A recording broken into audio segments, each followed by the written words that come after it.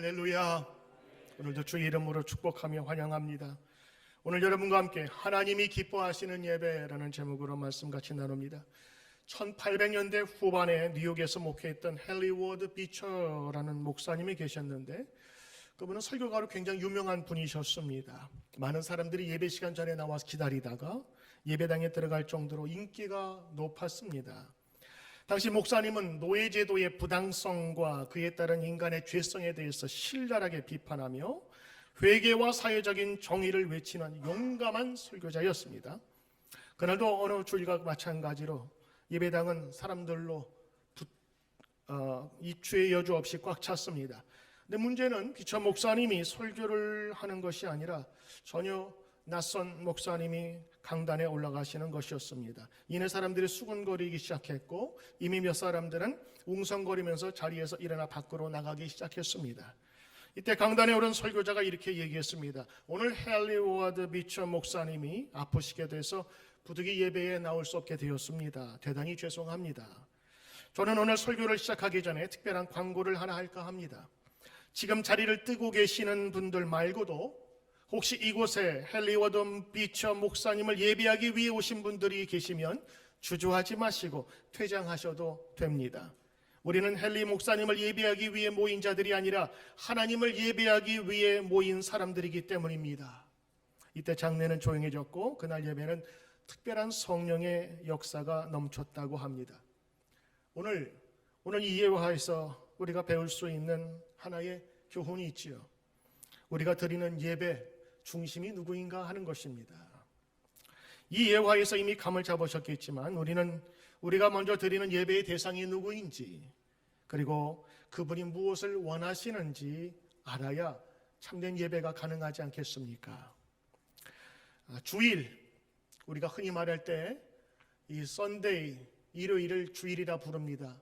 이날은 The Lord's Day, 주님의 날이라고 하는 것이지요. 예수님께서 3일 만에 다시 사신 이날을 기념하면서 많은 기독교인들은 이날을 주님께서 예배드린 날이라 기억하고 예배드립니다. 그래서 우리는 일요일이 아니라 주일이라고 부르는 것이지요. 누군가가 오늘 여러분 여기 왜 왔습니까? 물어보신다면 여러분 무엇라 대답하겠습니까? 당연히 예배드리러 왔지요. 아마 그렇게 할 것입니다. 요 근래에 우리는 예배드린다는 말을 하지, 원래 옛날에는 예배 드린다고 안 했어요. 뭐라 그랬죠? 예배 보러 간다고 그랬어. 예배 보러 간다고. 야, 예배 보러 가자. 옛날 선교사님들이 왔을 때 파란 눈의 선교사님들이 어서 오세요 그러면서 설교하고 막 그러니까 신기했거든요. 야, 예배 구경 가자. 그래서 예배 보러 가자가 예배 드린다는 것처럼 쓰여졌어요. 그런데 예배 보러 가는 게 아니라 우리는 예배 드리러 가는 거니까 이제 말을 우리가 순화해서 바꾸기 시작했어요. 그래서 우리는 요즘에 교회 갈 때 교회 간다 하지 않고 예배 드리러 간다 이렇게 고백을 하는 것입니다. 맞습니다. 여러분, 예배 드리러 오신 것입니다. 예배 드리러 오신 것입니다. 예배 드리러 오신 것입니다. 누구에게? 하나님에게. 자, 그렇다면 여러분, 예배는 왜 드리세요? 예수 믿으면 믿음만 가지고 있으면 될 텐데 예배는 왜 드립니까? 물어보면 맨날 하는 거니까요. 그렇게 해왔으니까 그렇게 대답하는 분이 계실지 몰라요. 그렇다면 오늘 여러분에게 정답을 알려드리겠습니다. 여러분 마음에 꼭 새기시길 바라요. 어떤 분은 이렇게 얘기합니다. 예배를 통해서 하나님 만나기 때문입니다. 맞습니다. 예배 통해서 하나님 말씀을 듣기 때문입니다. 맞습니다. 예배 통해서 성가대의 아름다운 찬양을 듣고 은혜 받습니다. 맞습니다. 예배 후에 맛있는 점심이 나오던데요? 맞습니다. 이 모든 것들이 우리 예배 안에는 그런 큰 의미로 작용됩니다만 오늘 여러분에게 정답 하나 알려드립니다. 제일 중요한 그리고 맞는 대답은 바로 예배는 하나님이 예배하라 하셨기 때문입니다. 하나님이 예배하라 하셨기 때문에 우리는 하나님께 예배 드리는 것입니다. 출애굽하여 애굽에서 나온 백성들을 하나님께서 기억하실 때 그들을 뭐라 그러냐? 이들을 해방시켜 나를 예배하게 할 자인이라. 하나님께서는 아무것도 알지 못하는 자들 해방시켜서 하나님께 경배하고 예배하는 자로 삼으시기 위해서 새로운 날을 준비해 주셨다. 이것이 하나님 백성이 당연히 해야 될 일이라고 하는 겁니다. 그러므로 예배는 우리의 기쁨과 우리의 만족을 얻기 위함, 그거는 후차적으로 주시는 축복이고 진짜 이유는 하나님께서 예배라 하셨기 때문인 것입니다. 하나님께서 예배라 하셨기에 우리는 예배하는 것입니다. 보통 사람들이 하나님의 사람들로 되어가는 과정이 출애굽기에 나옵니다. 노예 생활을 하던 사람이 하나님께서 해방을 주시어서 자유민으로 만들어 주셨고, 노예로 살던 사람을 하나님의 백성으로 만들어지는 과정이 바로 출애굽 사건이고 광야 이야기입니다. 그런데 그 백성들이 앞으로 어떻게 해야 될지를 알려주고 있는 책이 성경에 있는데 그게 바로 레위기입니다. 창세기, 출애굽기, 레위기, 민수기, 신명기 이 5개는 모세 오경이라고 그러는데 모세가 썼다고도 해서 모세 오경이라고 하는데요. 오늘 그 중에서 레위기는 하나님께 예배하는 방법, 제사 드리는 방법이 거기에 자세하게 적혀져 있습니다. 이렇게도 중요한 레위기가 별명이 하나 있는데 구약의 수면제입니다. 다른 건 모르는데 레위기만 읽으면 머리가 어지럽고 같은 얘기 반복하고, 왜 그럴까요? 우리가 익숙하지 않아서 그래요. 우리가 예배 드릴 때 동물의 피를 뿌리고 또 태우고 이게 익숙하면은 우리가 기대를 할 텐데 우리가 전혀 동떨어졌거든요. 그래서 레위기를 읽을 때마다 어색하고 이상하고 혼동된 것입니다. 레위기에는 다양한 제사들과 복잡한 절차 용어들 그리고 의미 없어 보이는 그런 반복적인 행위들이 적혀 있어요. 그래서 사람들이 읽을 때마다 여러 가지 생각을 하게 되죠. 첫째, 낯섭니다. 둘째, 이상합니다. 셋째는 적용하려고 해도 적용하기가 쉽지 않아요. 어느 교회에서 수련회를 가가지고 이 구약의 제사를 한번 따라해 본다고 애들 어른들 같이 있는데 짐승을 잡아서 이렇게 했나 봐요. 그 동영상에 올려서 동물 학대니, 동물을 저렇게 함부로 애들 앞에서 죽인다고 해가지고 혐오 뭐 이런 식으로 막 뉴스가 올라온 거예요. 지금 보면 그렇지요. 예전에는 당연했던 것이 요즘에는 당연하지 않은 일들이 참 많습니다. 자, 그런데 레위기가 왜 아직까지 구약으로 남고 성경으로 남아 있을까요? 사실 레위기는 하나님께 예배드리는 방법을 우리에게 알려주고 있습니다. 예배드리는 목적을 알려주고 있습니다. 예배드리는 방법을 알려주고 있습니다. 아무것도 알지 못하는 백성들이 하나님을 만나는 그런 과정들과 마음의 자세를 어떻게 해야 되는지를 알려주는 것이 레위기입니다. 그래서 레위기는 어려운 법률용어로 돼 있어서 제사장을 위한 특별한 법률 사전이 아니라 아주 평신도들 그리고 예배를 알지 못하는 사람이 어떻게 하나님을 만나야 되는지를 알려주는 영적인 지침서와 같은 것입니다.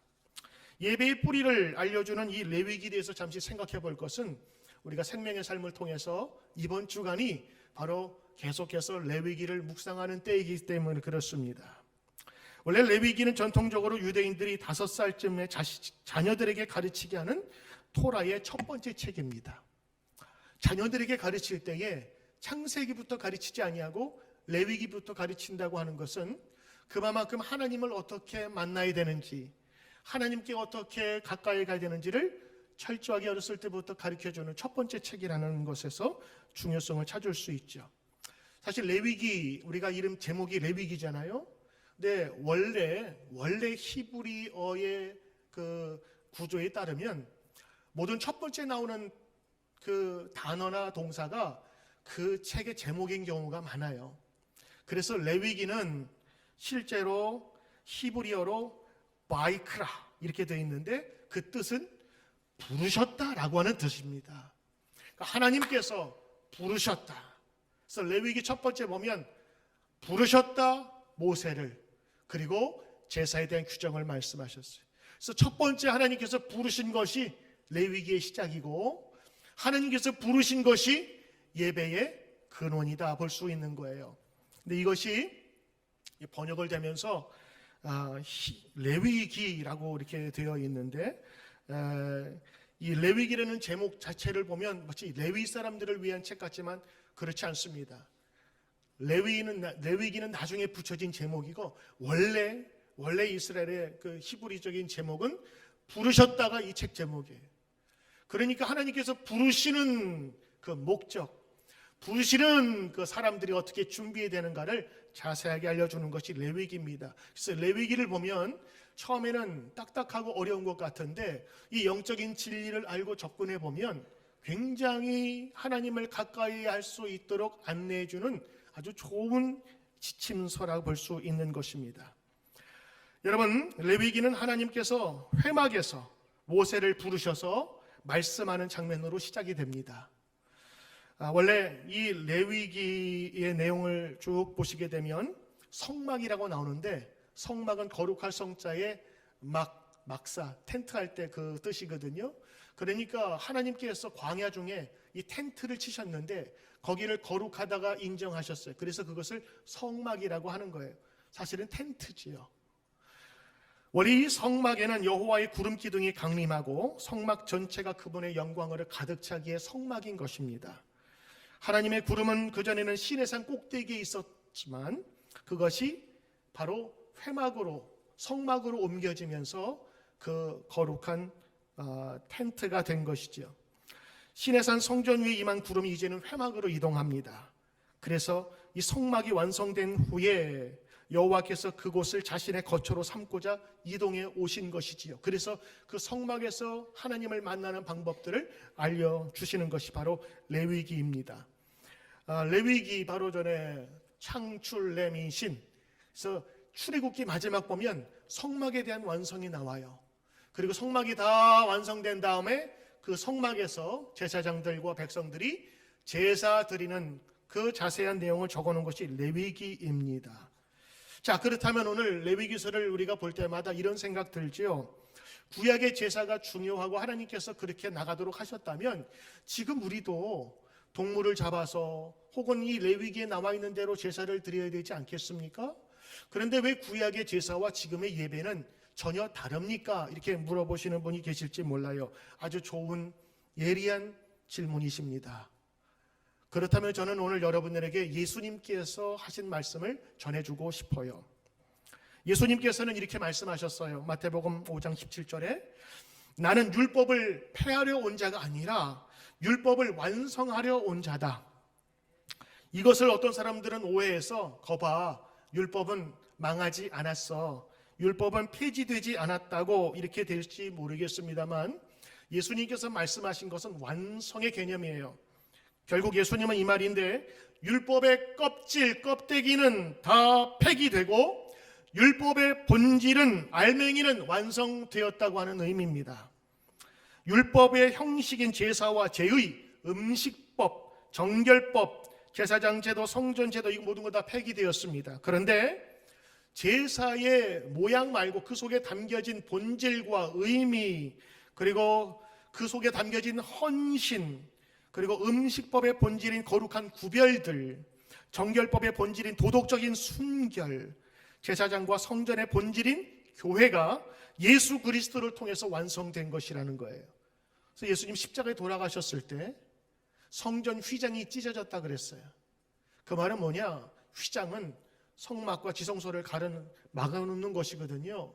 거기는 하나님이 거하신 곳인데 그게 찢어짐으로 말미암아 이제는 육체 보이는 성막이 아니라 예수님 몸 자체가 성막이 되셔서 이 구약에 있는 모든 것들을 완성시켰다는 거예요. 그리고 예전에는 동물의 제사를 드렸어야만 되지만 예수님께서 이제 죽으심으로 말미암아 동물의 제사가 아니라 단 한 번의 십자가의 죽으심, 희생으로 말미암아 그 동물의 제사를 다 대신할 수 있도록 주님께서 은혜를 주신 거예요. 그것이 십자가 사건이거든요. 그래서 우리는 동물의 제사를 드리지 않아요. 우리를 위해 대속하신 예수 그리스도, 그분의 십자가를 묵상하고 그 십자가의 은혜를 보면서 우리는 예배 드리는 거예요. 그래서 동물의 제사는 이제 예수 그리스도로 말미암아 끝나게 되었어요. 구약과 신약은 연속성이 있다고 합니다. 그 연속성은 왜 그러느냐? 바로 형식과 껍데기는 철폐되었지만 그 정신과 본질은 신약에서 완성되어 있으므로 연속성을 가지는 거예요. 그래서 우리는 구약도 하나님의 말씀으로 인정하고 신약도 하나님의 말씀으로 인정하는 것입니다. 지난 한 주간 동안 우리는 1장부터 5장까지 레위기서를 보았는데, 레위기서 1장부터 5장까지만 읽으면 하나님께서 말씀하신 제사의 종류가 거기 다 나와요. 거기에 5가지 제사의 종류가 나옵니다. 왜 하나님께서는 제사를 드릴 때 그냥 통합 세트 팩으로 그냥 하시지 않으시고 왜 이렇게 구별되어 나왔을까? 제사의 종류 5가지는 이렇습니다. 한번 여러분 배우신 분들은 생각해 보세요. 첫째, 번제입니다. 번제는 다 태워드리는 거예요. 다 태워서 하나님께 가지는 게 없어요. 제사장도 가질 게 없고 드리는 사람도 가질 게 없고, 그것은 내 전체를 다 드린다고 하는 헌신의 의미가 담겨져 있는 거예요. 감사제를 드릴 때, 화목제를 드릴 때 이 번제를 함께 드리게 돼 있는 거예요. 두 번째는 소제입니다. 오늘 여러분이 읽으신 2장에 있는 말씀인데, 소제는 고운 가루를 뜻하는 거예요. 감사 제사를 드릴 때 고운 가루를 내서 그것을 정성으로 삼아서 하나님께 뿌려서 드리는 거예요. 그래서 곡식 1년의 농사잖아요. 그걸 예전에 갈려면은 쉽지 않아요. 지금은 여러분 다 간 밀가루 같은 거 나와서 그냥 반죽만 하면 되지만, 예전에는 맷돌로 갈아야 되고 긁어야 되는 수고로움이 있어요. 그래서 감사를 드릴 때 이런 수고로움과 감사를 하나님께 드리라고 곡식을 갈아서, 짐승이 아닙니다. 세 번째는 화목제가 있어요. 이것은 내가 세상에 살면서 불편한 사람들, 억울하게 내가 관계 깨거나 아니면 관계가 망한 그런 여러 가지 관계들을 생각하면서 화목제를 드리는 거예요. 하나님과 나의 관계가, 릴레이션십이 깨졌으면 다시 붙여주시게, 내가 사람들과 관계가 깨졌으면 하나님 화목하게 해주세요. 그래서 화목제를 드리는 거예요. 또 하나가 있는데 속죄제입니다. 이 제사는 자신의 죄를 씻기 위해서 하나님께 나아가는 거예요. 그래서 여러분, 제사 중에 여러 가지 기능이 있는데 한 가지라도 빠질 수 없는 것이 그 의미마다 하나님께서 원하시는 바가 있었던 거죠.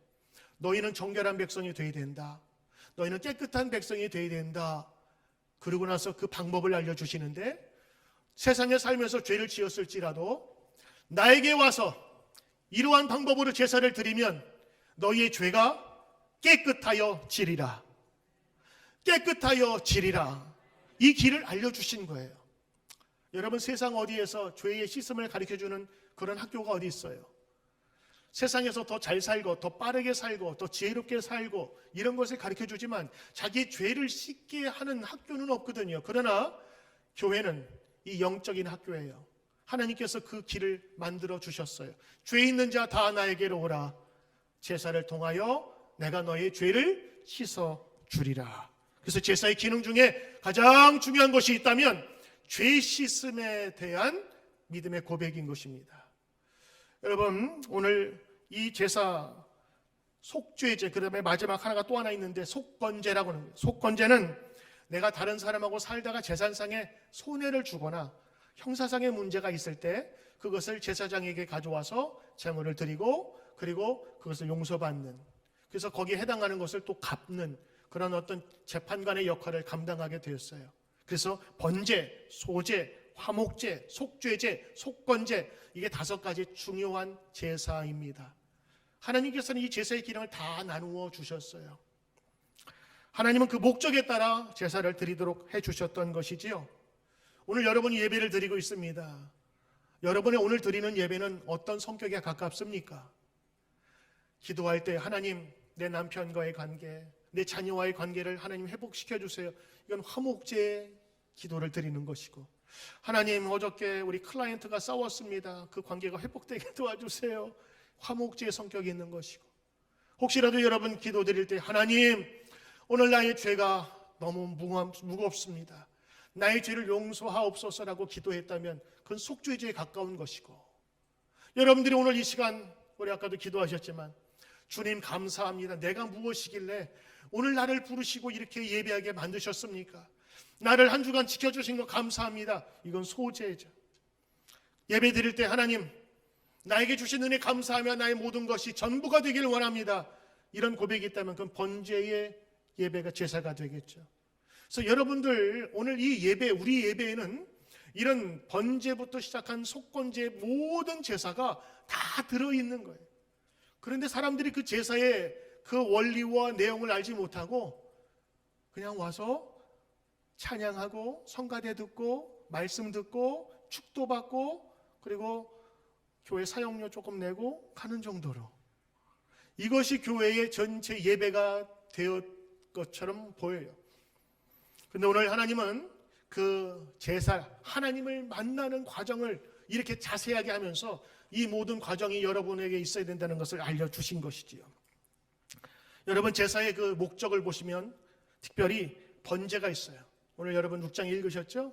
번제는 어떻게 드리라. 번제는 다 태우는 거예요. 제사장은 그래서 밤새도록 태우도록, 한 번에 잘 안 타거든요. 밤새도록 불이 꺼지지 않도록 불을 잘 지피는 거예요. 그리고 불을 잘 지펴서 그것이 온전하게 다 태워도록. 번제는 그래서 내 자신을 전체로 드린다는 의미가 있습니다. 거기 희생이 있어요. 남김없이 다 드린다는 거예요. 예배를 드릴 때 어떤 분들은 이런 분이 계십니다. 예배만 그냥 드리면 뭐해? 생활이 엉망인데. 그래서 그분들은 이렇게 주장해요.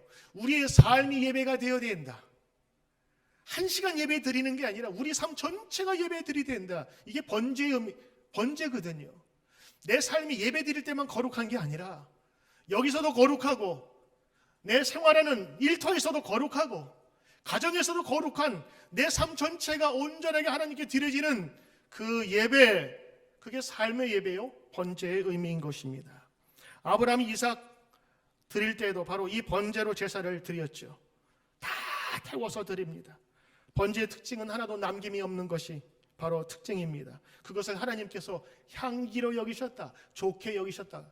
하나님께서 냄새 좋아하는 분 아닙니다. 동물 타는 거 좋아하는 분이 아니에요. 그들이 온전히 다 바쳤다고 하는 그 마음, 그 원리를 보신 거예요. 그러므로 여러분 예배 드릴 때 여러분 전체를 드릴 수 있는 귀한 예배가 되길 주의 이름으로 축원합니다. 두 번째는 여러분 속죄제. 이 제사 중에서 가장 큰 은혜가 있다면 죄의 용서하심에 대한 은혜예요.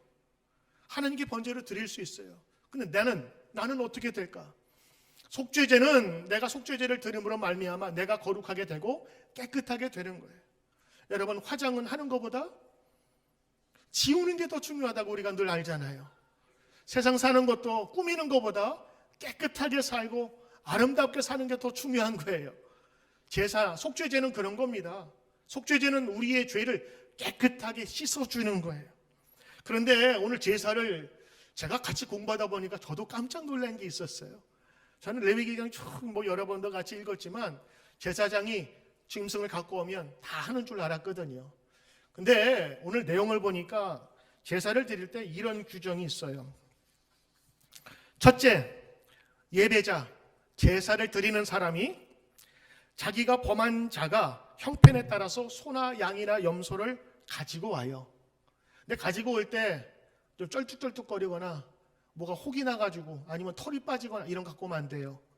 그 중에서 제일 쌩쌩한 놈, 제일 번질번질거리고 기름진 놈을 잡아다가 데리고 오는 거예요. 형편에 따라서 어떤 사람은 소, 어떤 사람은 양, 염소, 그리고 가난한 사람은 비둘기, 집비둘기, 산비둘기 잡아가지고 그거 가지고 오는 거예요. 직접 가지고 오죠. 두 번째, 속죄제를 드릴 때 그 짐승에다가 기도합니다. 머리를 대고 기도해요. 하나님, 나의 죄를 용서하소서. 죄의 결과는 사망인데, 죽음인데 내가 죽을 수 없지 않습니까? 하나님께서 나를 용서하신 것 같이 나를 깨끗게 하소서. 그러면서 죄를 전가시켜요. 트랜스포하게 만들었어요. 그래서 자기의 죄가 어떻게 돼요? 그 짐승에게 간 거예요. 그리고 그 짐승을 세 번째, 그가 짐승을 잡습니다. 이 붙잡는다는 게 아니라 멱을 따는 거예요. 생명을 끊고 거기에 피를 받아요. 그리고 나서 각을 뜹니다. 각 뜬다는 것은 여러분 발골하는 거예요. 뼈와 그리고 고기를 나누고 내장, 더러운 것들을 다 구분하는 겁니다. 그래서 더러운 것들은 따로 태우고 만고, 그리고 그 다 모든 작업이 끝난 다음에 제사장에게 드려요. 네 번째, 제사장은 그 피를 받아서 뿌립니다. 제단에 뿌리는 거예요. 피를 뿌린다는 의미는 생명을 바친다는 거예요. 하나님, 이 죄에 물든 피, 생명, 저가 지은 죄가 이 짐승에게 온 이 죄의 피의 생명을 제단에 뿌립니다. 태워버리는 거예요. 태운다고 하는 것은 없앤다고 하는 의미가 있거든요. 그리고 제사장이 마지막 그 고기를 단 위에 올려서 태우게 됩니다. 이것이 제사의 기능이. 제가 보면서 제사장 혼자 하는 게 아니었구나. 이 모든 과정 중에서 5가지 중에 3가지는 제사 드리는 사람이 하는 거예요. 난 제사장이 다 칼질하는 줄 알았거든요. 그런데 제사장이 하는 게 아니라 제사 드리는 사람이 짐승을 가져다 오고 각을 뜨고 피를 다 받아서 제사장에게 드리면 그것을 가지고 하나님에게 속죄의 기도를 드리며 그것이 다 끝난 다음에는 제사장이 선포합니다. 너의 죄가 사하여졌노라. 그러면 그 제사를 드림으로 이제 내가 가지고 있었던 그 더러운 죄, 그것 때문에 하나님 앞에 당당하게 나가지 못했던 그것을 하나님께서 용서하셨다. 그래서 기뻐서 감사함으로 제사 드린 후에 돌아가는 거예요. 여러분, 우리 교회에 이런 분들이 계시죠? 난 예배 드릴 때 감격이 있었으면 좋겠어. 난 예배 드릴 때 막 눈물이 있었으면 좋겠어. 여러분, 그것이 찬양대에 혹은 설교자가 막 눈물을 흘리면서 간증하면서 그 울음이 전달돼서 나오는 울음이 아니라 진짜 감사는 그 어떤 감사보다 속죄함에 대한 감사가 가장 큰 감사예요. 여러분, 예배 드리면서 오늘 예배 잘 드렸다. 오늘 성가대 참 좋았네. 오늘 설교 참 좋았어. 여러분, 평가하라고 예배 드리는 거 아니에요. 큰 예배가 있고 작은 예배 있는 게 아니에요. 하나님께서 말씀하시고 준비케 하신 사람들이 함께 모여서 하나님 이름으로 이 예배의 목적을 알아 예배 드리면 그건 거룩한 예배, 100점짜리 예배가 되는 거예요. 우리들은요, 요즘에 평가하죠. 오늘 설교 나한테 좀 안 맞았어. 오늘 찬양이 좀 나하고 안 맞았어. 오늘 점심에 밥이 좀 나하고 안 맞았어.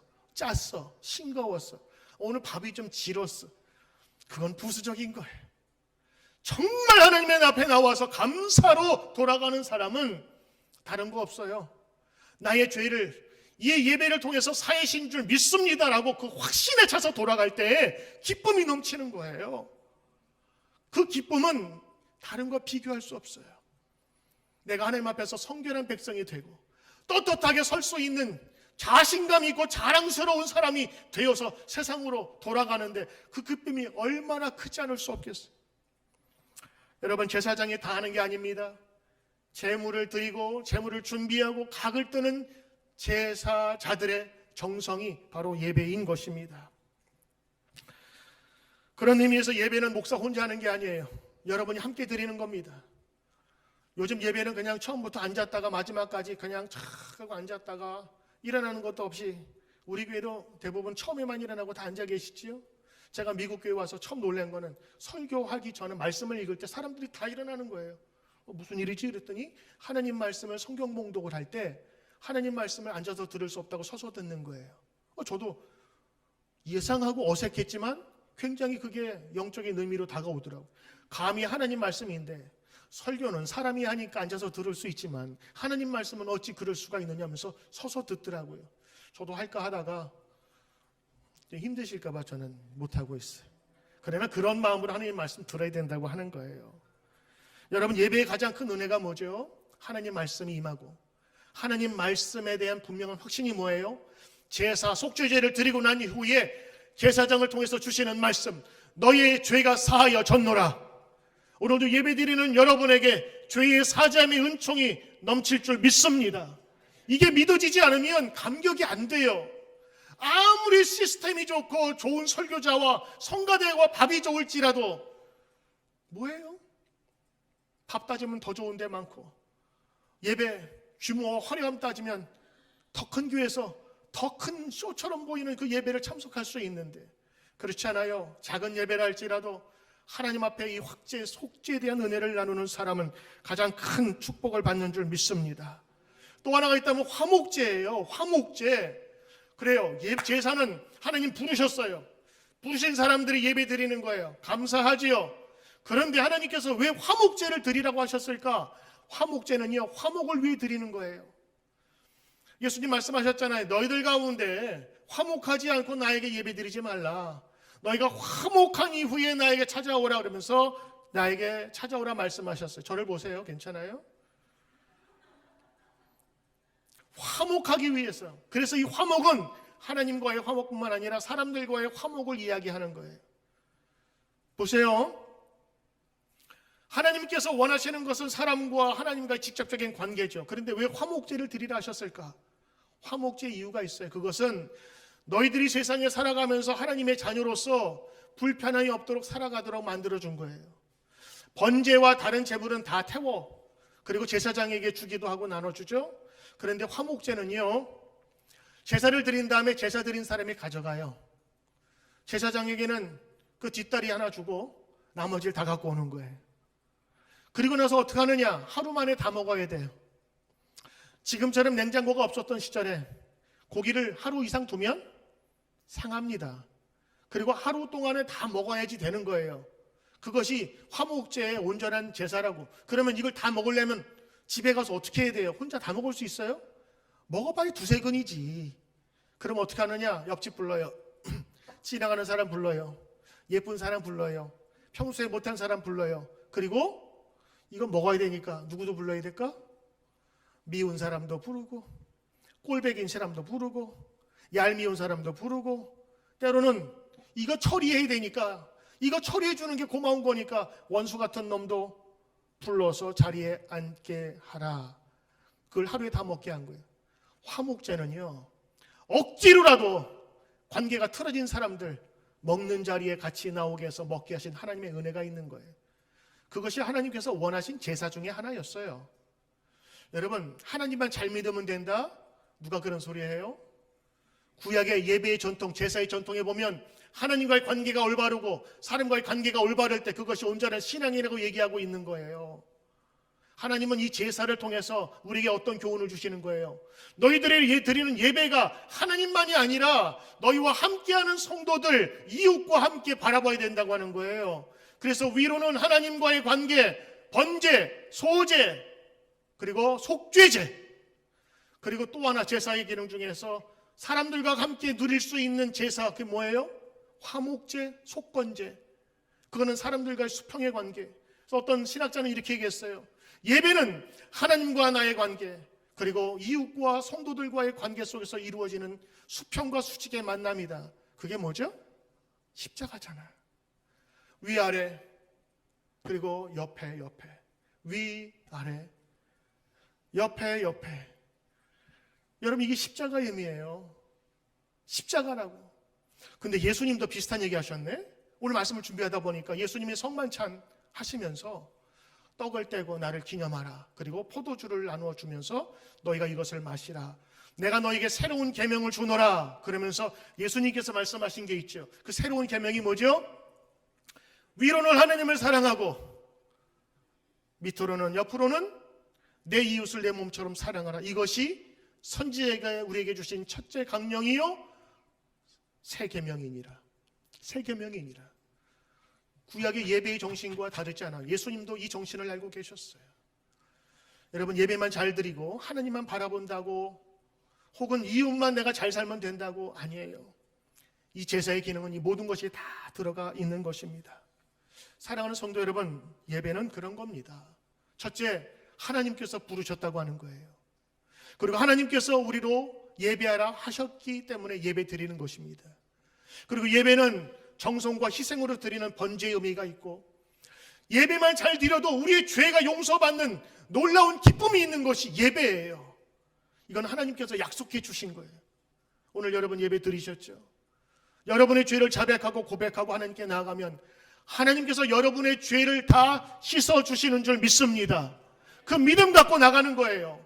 세상 사람들은 놀고 나가서 먹지 못하고, 우리 성도들은 이곳에 와서 예배드림으로 정결한 백성이 되어 하나님 앞에 바로 설 수 있는 아름다운 성도가 되는 것입니다. 여러분, 하나님은 지금도 예배자를 찾으십니다. 하나님은 예배자를 지금도 구하고 계세요. 왜?